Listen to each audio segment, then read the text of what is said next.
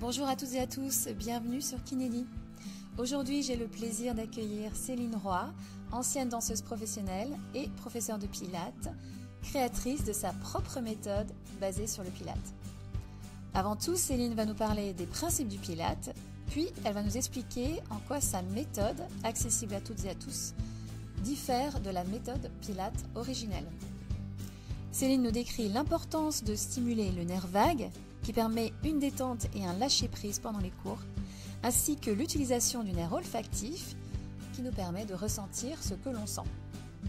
Elle nous décrit très bien comment les exercices de respiration et les outils de détente nous aident à être plus réceptifs et à l'écoute de notre corps.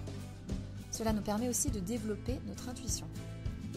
Sa méthode, qu'elle a appelée la méthode Céline Roy tout simplement, est très appréciée des femmes de plus de 45 ans, mais présente un intérêt pour tout le monde afin d'atteindre une pleine présence tout en activant les muscles profonds et avoir un corps en bonne santé.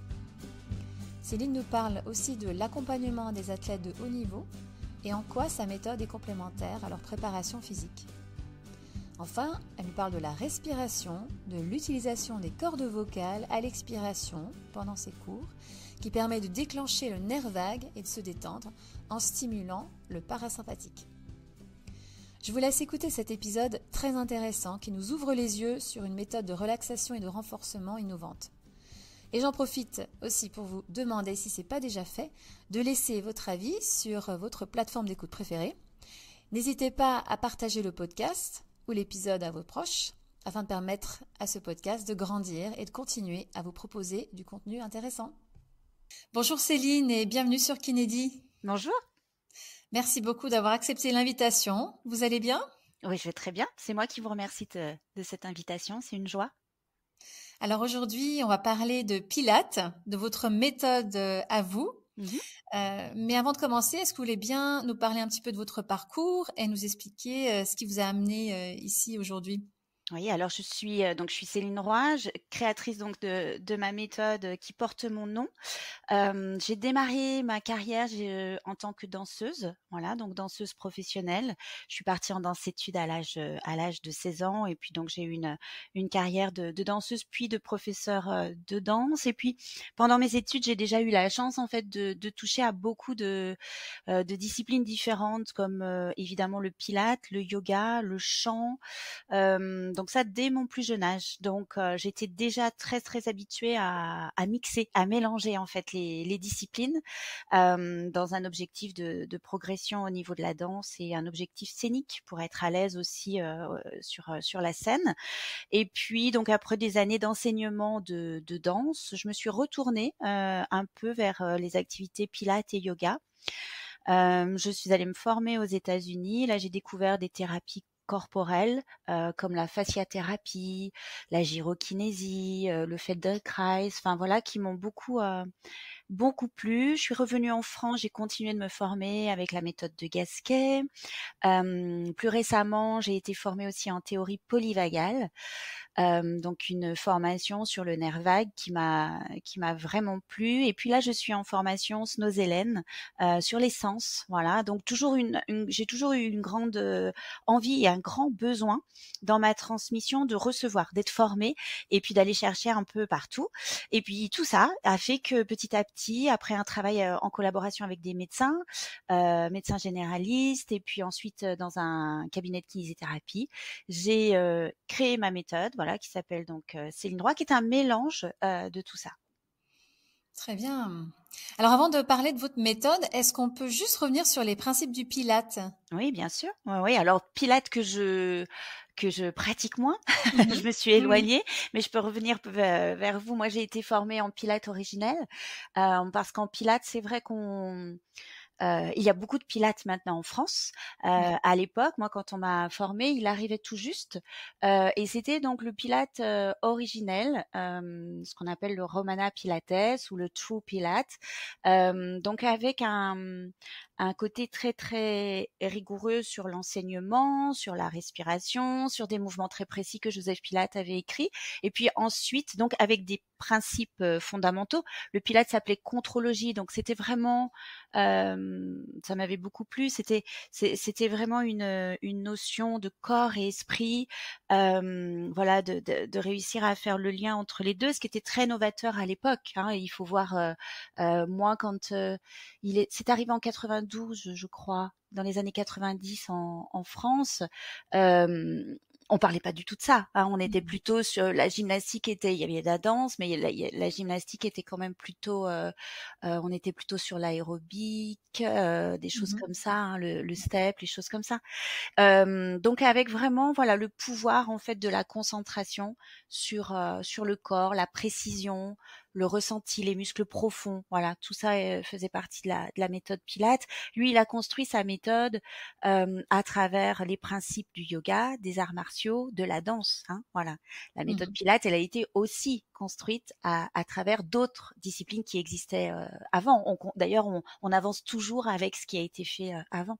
Oui, tout à fait, oui, ça c'est vrai. Alors du coup, en quoi votre méthode, elle diffère de la méthode Pilates classique? Alors, parce que je me suis laissé la liberté d'aller chercher dans d'autres disciplines. Ce que je redoutais un petit peu par rapport au Pilates quand j'ai commencé à l'enseigner, c'est que la méthode Pilates, elle a été construite pour les danseurs, les circassiens, donc des personnes avec un entraînement quand même très important, avec une laxité aussi importante, notamment au niveau des psoas. C'est là en fait où c'est les psoas vraiment qui criaient chez mes élèves quand je leur demandais cette rigueur-là. Et donc j'ai trouvé que le Pilate était plus adapté à des personnes qui étaient assis toute la journée. Et comme ça s'est ouvert au grand public, on avait très peu de danseurs dans les cours finalement qui suivaient les cours. C'était monsieur et madame tout le monde qui sortaient du travail avec un niveau de stress, avec voilà. Donc je trouvais que ça ne répondait pas. Donc j'ai commencé pour qu'ils aillent mieux, que le cours soit plus bénéfique, à aller attraper dans mon cursus au niveau de la danse. Je me disais cet exercice-là, il va bien aller. Et puis ensuite un peu dans le yoga. Et puis petit à petit s'est installé quelque chose chez moi en me disant mais ça va pas. Évidemment ils avaient des progrès mais pas assez. Et j'ai commencé à travailler sur le stress, à la diminution du stress et du lâcher prise avec une routine que j'ai donc écrit, qui est très, qui vient chercher différentes méthodes aussi, et qui a un objectif en fait de déclencher le nerf vague, de faire descendre le niveau de stress pour avoir un meilleur accueil du travail musculaire.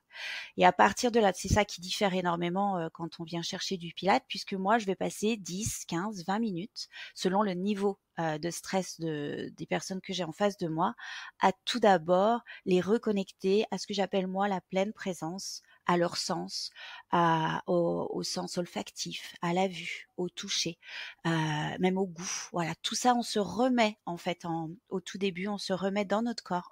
Moi, j'appelle vraiment ça en pleine présence, pour ensuite pouvoir se muscler. Le corps devient à ce moment-là malléable et on peut en faire ce qu'on en veut. Voilà, donc c'est moi les principes de ma méthode sont différents. C'est vraiment se lâcher prise, se détente, ensuite une musculation profonde, et puis la dernière chose, c'est ce travail sur les tissus, les fascias, la mobilité qui me semble aussi importante qu'un travail musculaire en profondeur. Les trois choses doivent être proportionnelles dans le cours pour avoir un résultat optimal. Intéressant.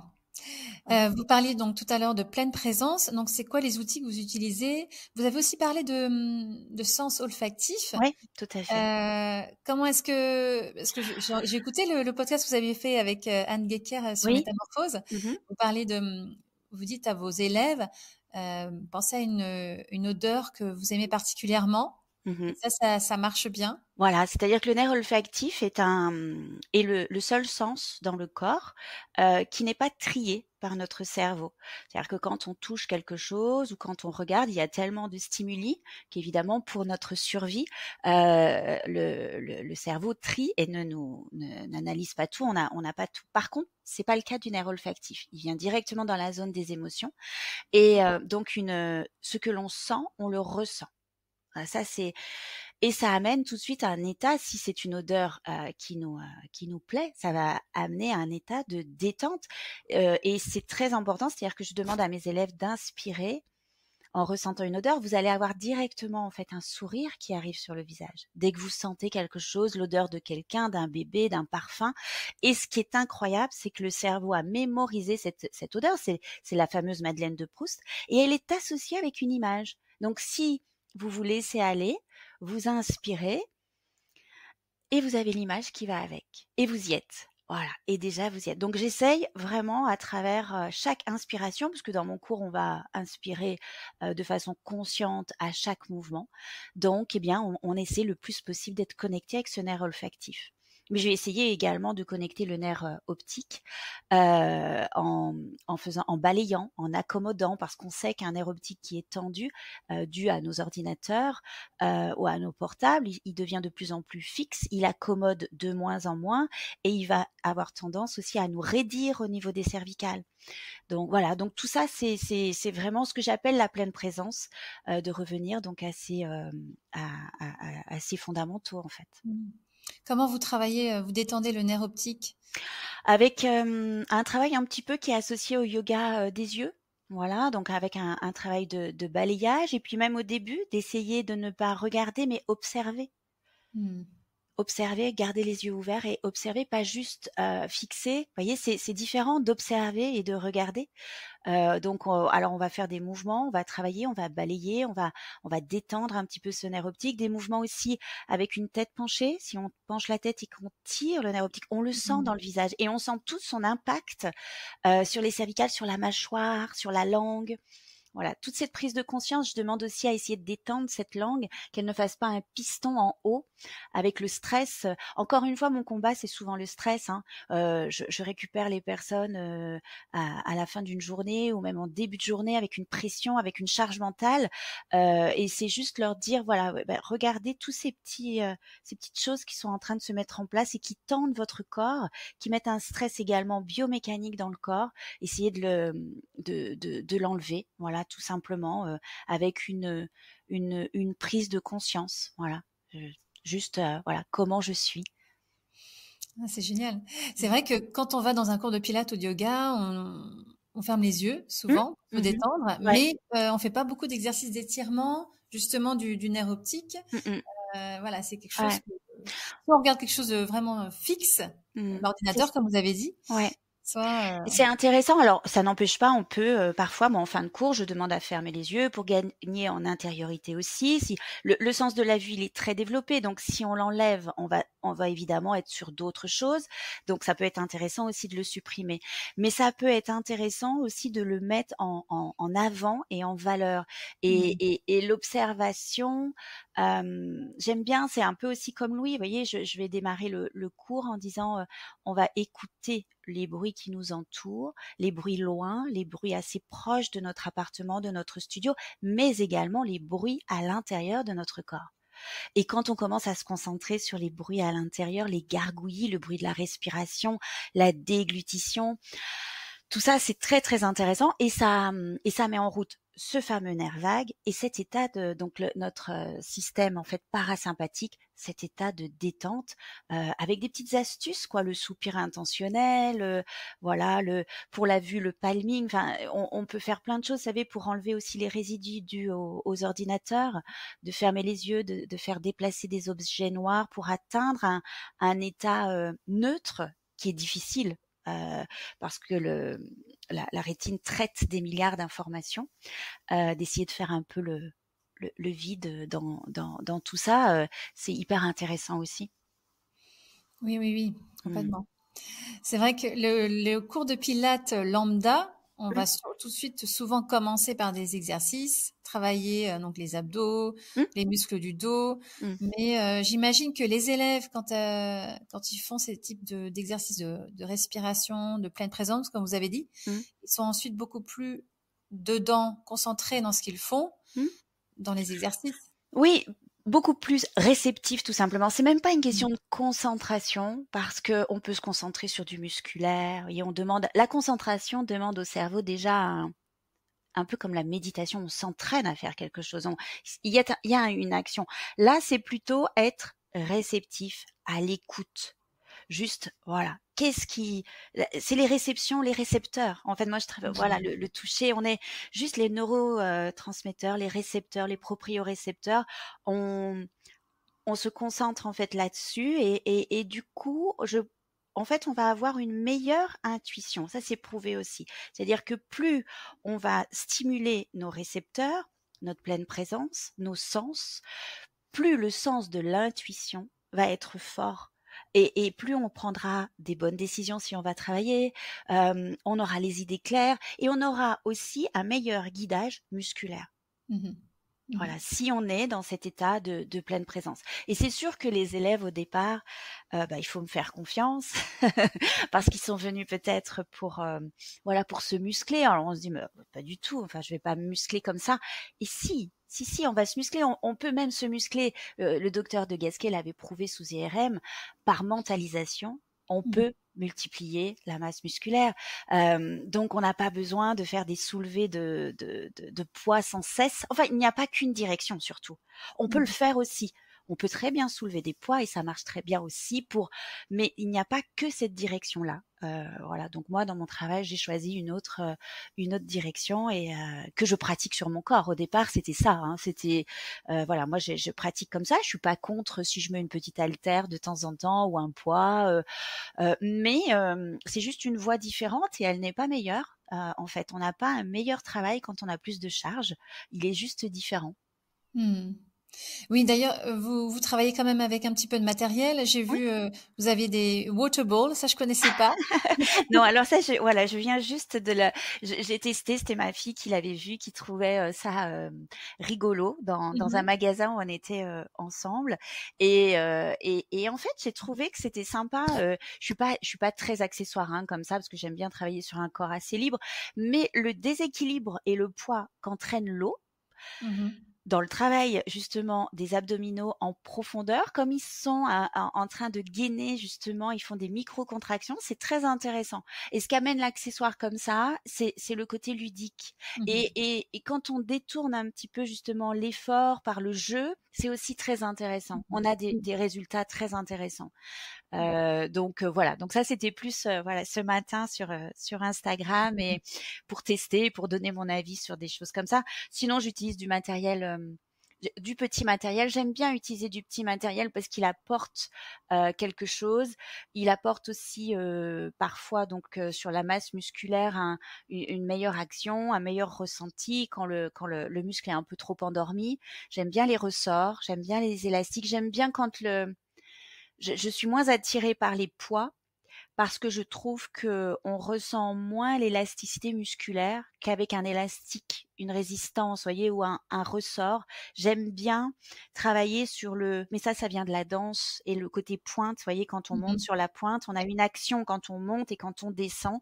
Ça, j'aime beaucoup. Je trouve qu'on s'affine et en même temps, on se renforce tellement que quand on fait simplement vous savez ce qu'on appelait, nous, en danse, un contract and release. Chut, je contracte et clac.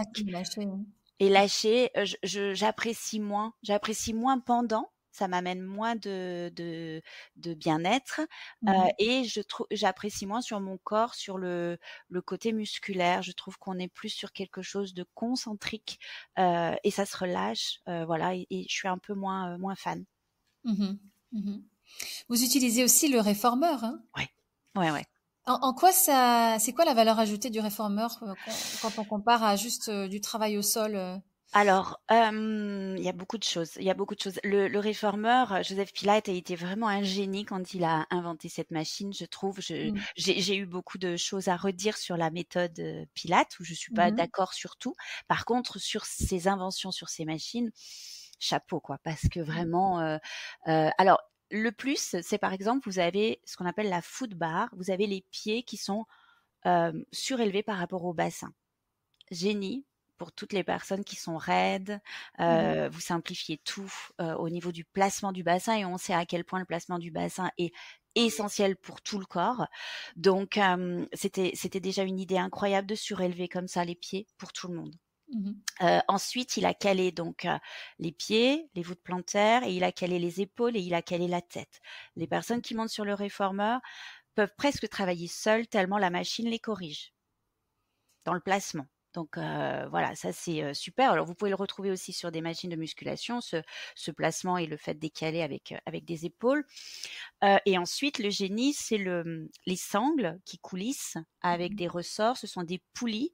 Donc, le muscle est quasiment, ça dépend les exercices que l'on choisit évidemment, mais va travailler sur la longueur, sur l'allongement musculaire. Il va travailler à la fois la force et la souplesse. Et donc, il l'a fait pour travailler aussi avec des danseurs, hein, Mmh. et on a besoin des deux.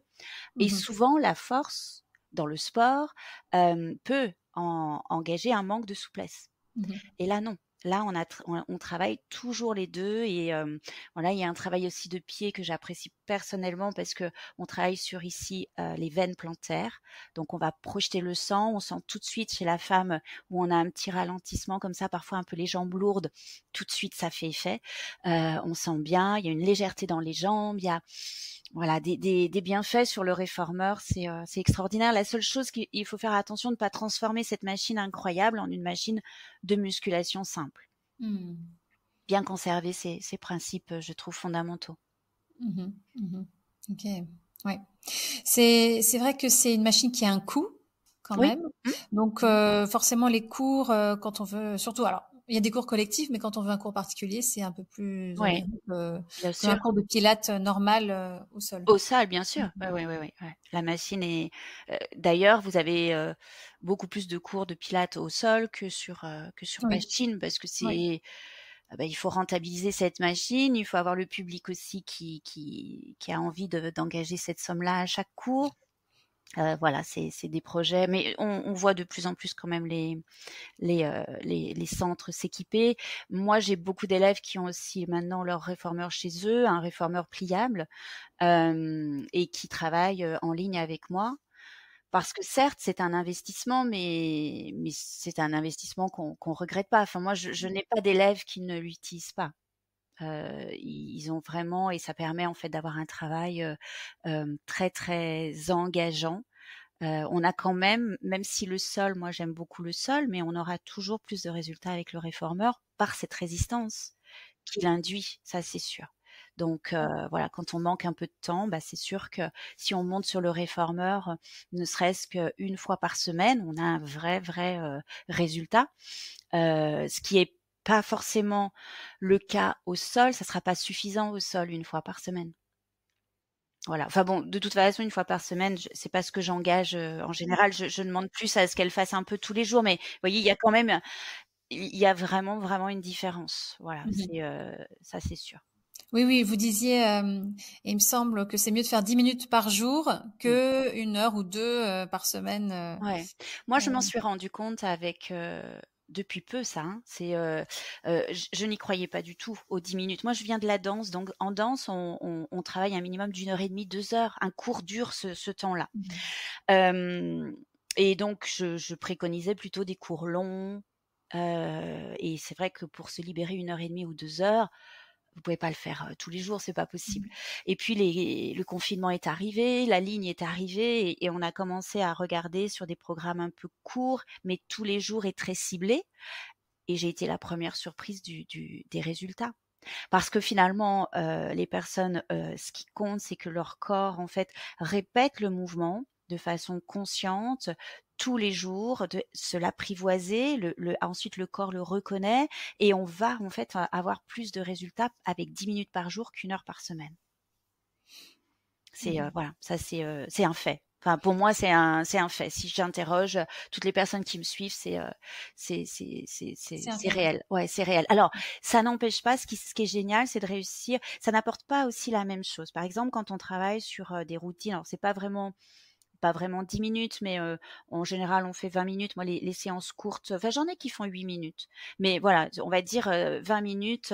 Et donc, elle va apporter un travail ciblé. On est sur le musculaire. Là, on va perdre un petit peu, c'est sur ce travail de pleine présence, de détente. Donc, j'engage aussi à faire un petit travail peut-être dans son lit de 5 minutes de respiration, de ça, d'éveil des sens le matin ou le soir voilà, pour un programme de journée. Et puis, de temps en temps, quand on arrive à se libérer, 1 fois par semaine, 2 fois ou 3 fois, ça dépend, de faire des séances quand même plus longues où on a le temps justement d'atteindre cette pleine présence, de travailler à la fois la musculation et ensuite la mobilité. Moi, c'est ce que je fais dans mes cours en live. Ce sont des routines de 45 minutes le mardi et le jeudi et 30 minutes le mercredi. Voilà, ça c'est. Et ensuite, avoir un petit travail de fond, vous voyez, de 10-15 minutes par jour que l'on peut mettre dans sa salle de bain, dans sa cuisine, dans partout en fait. On peut mettre du musculaire de partout et avoir cette routine, voilà, qui soit récurrente. Oui, c'est très accessible, 10 minutes par jour, hein. Oui, on peut. Ça met beaucoup moins de pression. Bien sûr, et ça fait tellement de bien. Ça, Mmh. quand vous démarrez une journée avec du mouvement ou sans mouvement, avec de la respiration ou sans respiration, on ne vit pas les journées de la même façon. Mmh. Le sport, le mouvement ne fatigue pas, au contraire. Au contraire, ça, il Ouais. faut vraiment que on change un peu ces idées préconçues. C'est vraiment, au contraire, ça dynamise. Ouais. C'est aller se promener est quelque chose d'énergisant. C'est être assis immobile qui fatigue. Mmh. Oui. Oui, Donc oui, voilà, complètement. le Mmh. le le repos, il est allongé dans son lit si on a besoin de faire des siestes. Oui, le repos, vraiment le corps se régénère et se repose quand on dort. Pas quand on est assis, avec, son téléphone, ça il se régénère pas.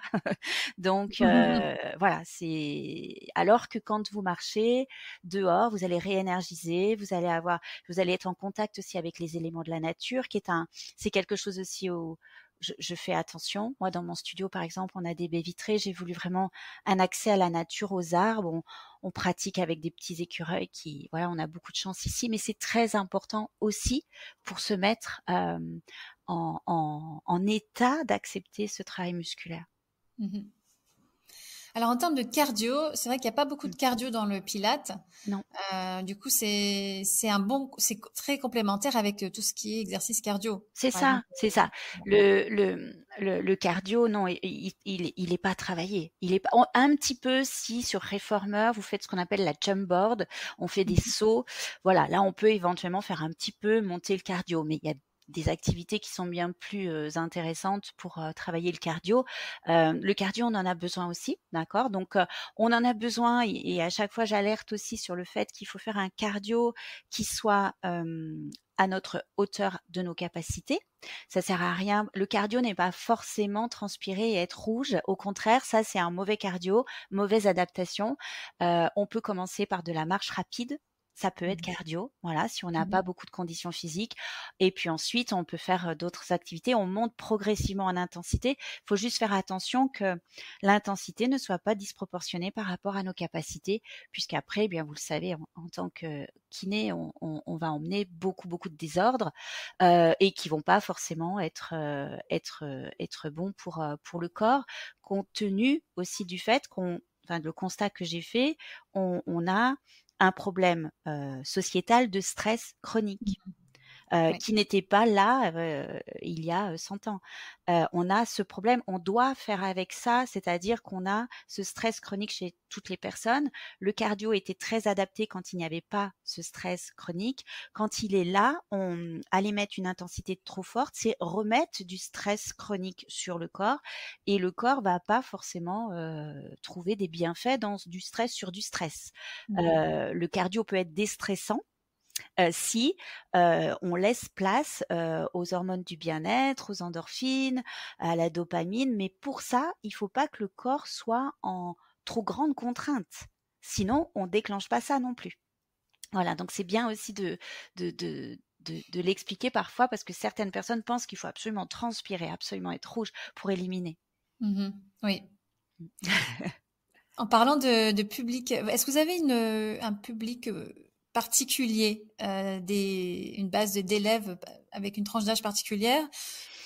Avant, Ou au tout début, en fait, comme je travaillais en cabinet de kinésithérapie, j'avais beaucoup d'hommes, plus d'hommes que OK. de voilà, j'ai travaillé plus avec des hommes qui étaient plutôt blessés, avec des hernies discales ou voilà, ou autres problèmes, des problèmes souvent quand même de dos.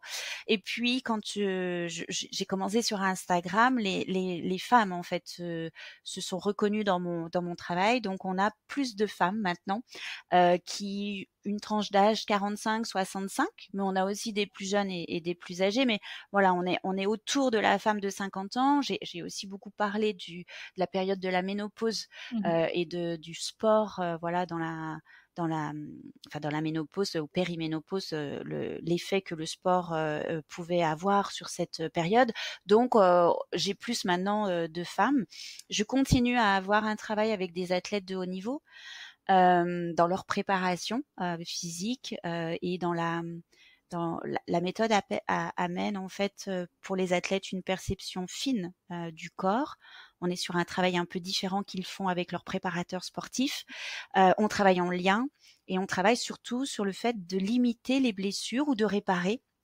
En cas de pubalgie notamment, quand il y a trop de pression au niveau des abdominaux, voilà. Donc la méthode, elle est ouverte à tous, mais ensuite c'est vrai que ça dépend un peu du réseau qu'on utilise et Tout on à fait, oui. attire voilà des personnes différentes sur Instagram. C'est 97% de femmes. Ok. Ouais. Pour en revenir aux athlètes de haut niveau, Mmh. ce sont des athlètes qui font quoi comme type de sport Alors, un peu, j'ai démarré avec Lohan, qui est un athlète donc de haut niveau, 20 ans, qui fait du wushu. En fait, c'est un art martial appelé avant le kung-fu. C'est Mhm. un art martial que j'ai découvert avec lui, qui est d'une exigence incroyable, puisque c'est quand même assez violent pour le corps.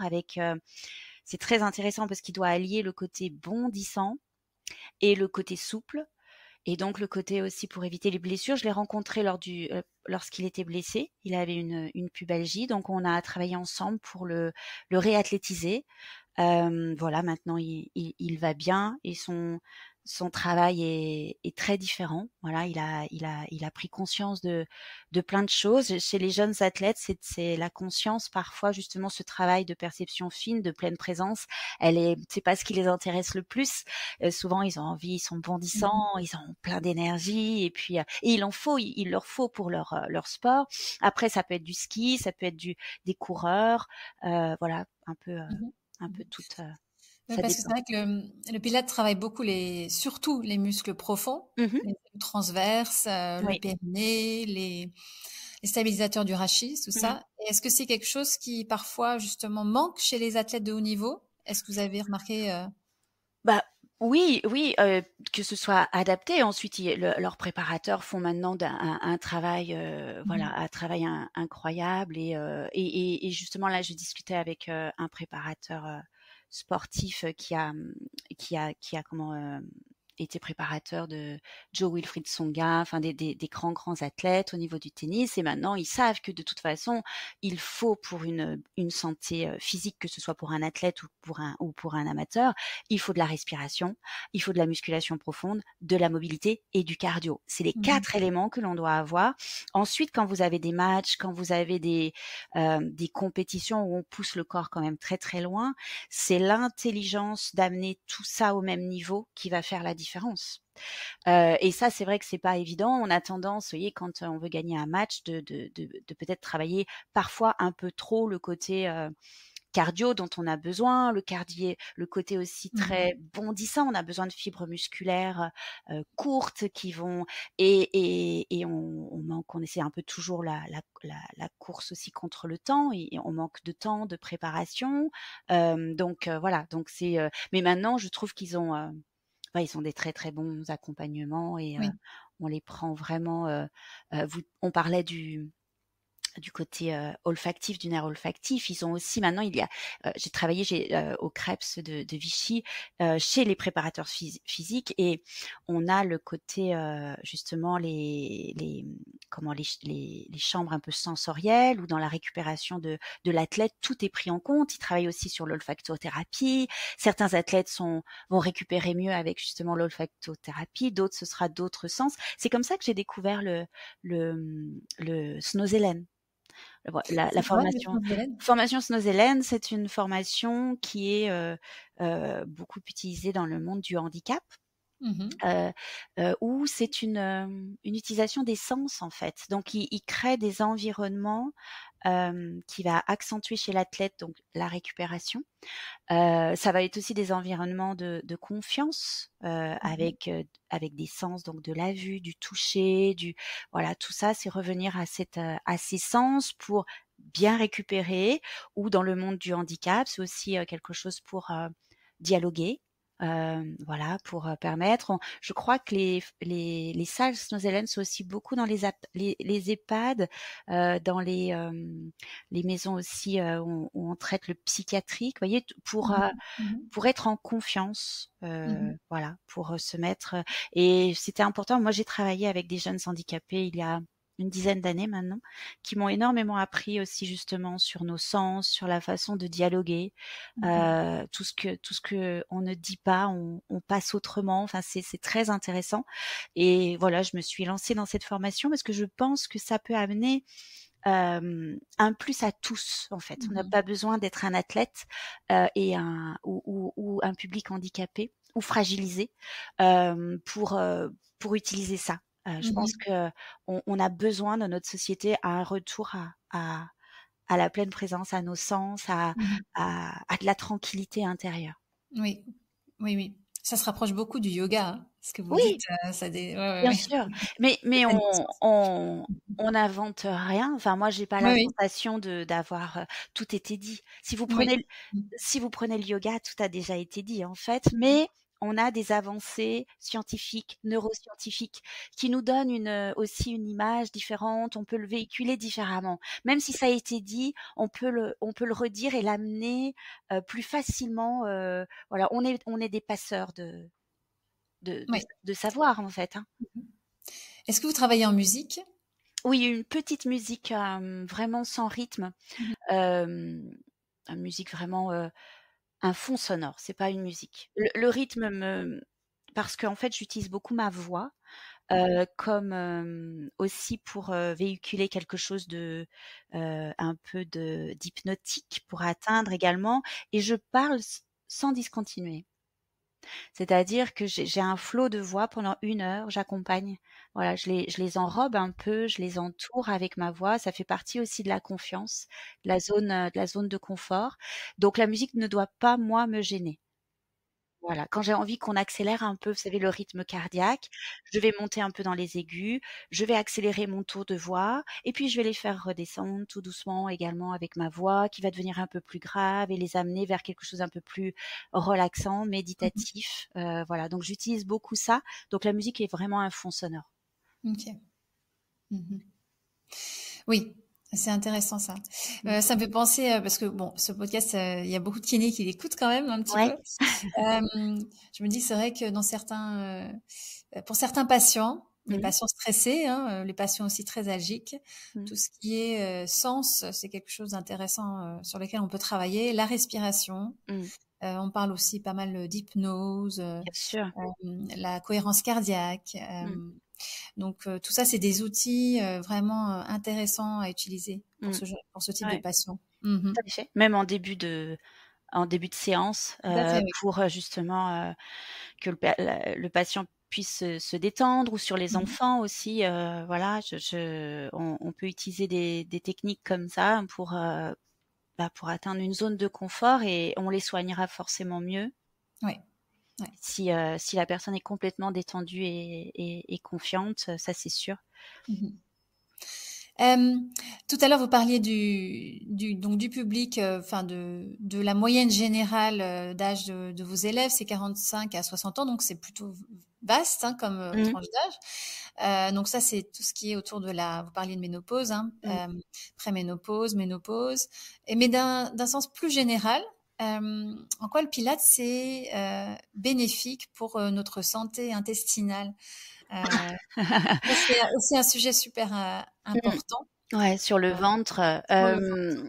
Alors, je sais pas si le Pilates, je vais pas me faire des amis si les profs de Pilates écoutent, mais alors moi, le Pilates comme on me l'a appris, c'est-à-dire en méthode originelle, un peu comme la danse classique, je dirais pas que c'est très très bon pour la santé intestinale, parce que j'ai changé la respiration du Pilates, moi, pour cette raison, pour détendre, pour redonner du moelleux. Vous savez, même en danse classique, on a le centre est très très fort, mais il est aussi très contraint. Voilà, Oui. en danse, on ne lâche pas le ventre comme ça. En yoga, oui. Et moi, c'est ce que j'ai emmené, c'est-à-dire, c'est ce que j'ai souhaité sur mon corps. Je trouvais que ma cage thoracique, mon diaphragme était trop tendu. Il y avait pas assez de moelleux et donc ça figeait un peu les énergies. J'avais vraiment envie que les fluides puissent, voilà, recirculer.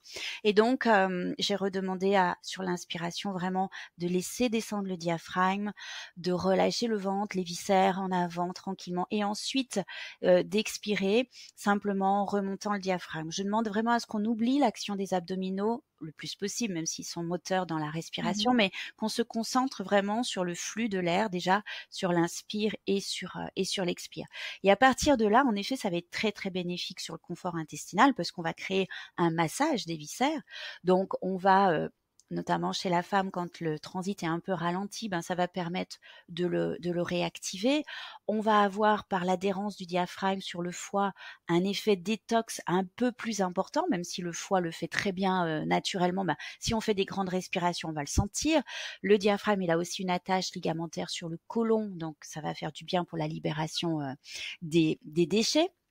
Le fait de respirer, ça va aussi enlever beaucoup d'acidité dans le corps, chose où on devient très acide. Encore une fois, mon public est, je traverse, moi, je vais avoir 50 ans, hein, donc je suis exactement dans cette, je parle beaucoup de moi à travers mes posts, en fait. Hein. On devient très acide, le terrain est beaucoup plus acide, donc on a aussi beaucoup plus d'inflammation, des douleurs aux épaules, des douleurs articulaires, ligamentaires. Donc tout ça, évidemment, le fait de respirer, va énormément faire du bien dans le confort intestinal. Ça, c'est une évidence, quoi. Par le bienfait de la respiration et puis ensuite le travail musculaire que ça amène, ça va faire du bien aussi en termes de colonne vertébrale, de structure du rachis, de maintien. L'autograndissement va mettre de l'espace et donc si vous avez un dos qui tient mieux, vous avez aussi un ventre qui fonctionne bien. Oui, oui. Hein, si quand la position assise, encore une fois, trop prolongée, qui va courber le dos, va contraindre le ventre également. Les gens ne respirent plus, mais ne s'aperçoivent pas forcément qu'ils respirent pas. On a aussi beaucoup, vous devez le voir, vous en kiné aussi, on a beaucoup de respiration paradoxale, inversée, due à la position assise. Donc, on rétablit, le fait de rétablir une respiration correcte, mais va mettre du confort. Voilà, si en plus on redresse la colonne vertébrale, eh ben, vous avez un ventre qui, voilà, qui est libre. Ouais, on perd sinon beaucoup de liberté. Donc, c'est en ça où l'activité, le mouvement, quel qu'il soit, qu'il s'appelle Pilates, yoga, méthode Céline Roy, va faire du bien. Oui, c'est intéressant ce que vous disiez. Concernant la respiration en Pilates, moi, ce que j'ai appris, c'est donc l'inspiration on élargit les côtes. On essaie de gonfler la cage thoracique sans monter les épaules. Ouais. Et à l'expiration, on contracte son périnée, son transverse. Ouais. Il y a plein de métaphores qu'on peut utiliser. L'analogie du dentifrice, du tube de dentifrice qu'on enroule, on enroule jusqu'au nombril. Ouais. Pour que tous les petits muscles se contractent vers le haut. Ça, donc, vous l'utilisez pas, ça? Non, j'ai enlevé l'inspiration thoracique. Je l'ai beaucoup utilisée, hein, l'inspiration thoracique. Alors, encore une fois, quand j'ai les personnes en cours, je leur dis bien que aucune respiration n'est interdite et n'est mauvaise. Simplement, il faut essayer d'adapter notre respiration à ce qu'on souhaite. Moi, mon objectif, c'était au départ de déstresser. Donc, ça va être une respiration qui va devenir ventrale. Évidemment, quand vous êtes en train de courir en pleine nature, vous n'allez pas inspirer en gonflant le ventre, sinon vous allez prendre un risque sur vos lombaires. Ça c'est, il faut bien le dire. Par contre, moi, je suis dans une préparation physique, du renforcement musculaire, avec un côté déstressant. Donc, j'ai enlevé cet inspire thoracique qui a ses bénéfices aussi, puisqu'en danse classique, on l'utilise énormément, puisqu'on peut pas gonfler le ventre. C'est disgracieux. Donc, on respire. Vous voyez, là, le Pilate a été dans ce sens. On inspire en ouvrant les côtes. Ça, moi, je trouve qu'on n'a pas de massage des viscères. D'accord. Le diaphragme ne descend pas correctement, donc il n'y a pas non plus d'impact sur le côlon. Enfin, on s'enlève vraiment le côté inflammatoire. On est sur quelque chose de sportif. Voilà. Donc, si on est dans du sport, oui, on peut faire ça. Mais moi, donc, du coup, j'ai demandé à ce qu'on inspire en gonflant le ventre et on expire avec le nerf vague, avec une vocalise. On fait vibrer les cordes vocales et on libère, voilà, et on fait remonter, comme en chant, la colonne d'air. Voilà. Et on autograndit. Donc à chaque expiration, comment ça... On fait ah, voilà. À chaque mouvement? À chaque mouvement, et on le termine par ce que j'appelle le petit up. Et le petit up, c'est justement la fausse inspiration thoracique où je demande en fin d'expire d'ouvrir les côtes sur le côté pour venir tirer mes grands droits. Ça me permet en fait de galber, de soutenir la taille, d'autograndir, voilà, et d'avoir un très bon résultat puisque la femme aussi de 50 ans, notre taille s'affaisse. Donc, si on est sur du thoracique, si on plaque le dos, tout ça, on accentue cet affaissement. Alors que là, en fait, on met de l'espace, voilà, on redéfinit tout ça et on va se sentir beaucoup plus tenu, beaucoup plus galbé. Voilà, donc la respiration a été largement modifiée. Oui, en effet, oui. Ça doit chanter pas mal dans vos cours.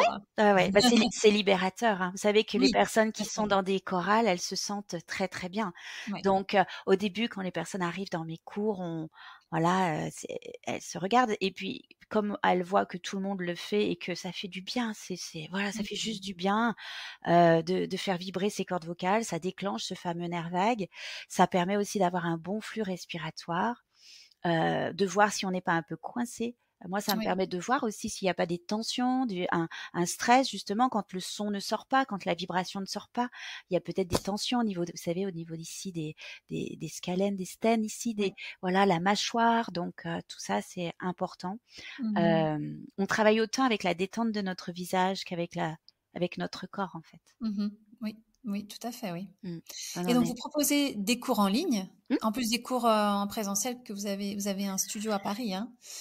J'ai un studio à Lyon et j'interviens à Paris dans 2 studios, une fois par mois et puis j'ai des cours en ligne et en VOD, donc sur une plateforme, où voilà, je mets toutes les semaines des cours et je donne, donc c'est des cours préenregistrés, mais aussi des cours en live, le mardi, mercredi, jeudi à 18h30 et qui sont disponibles en replay.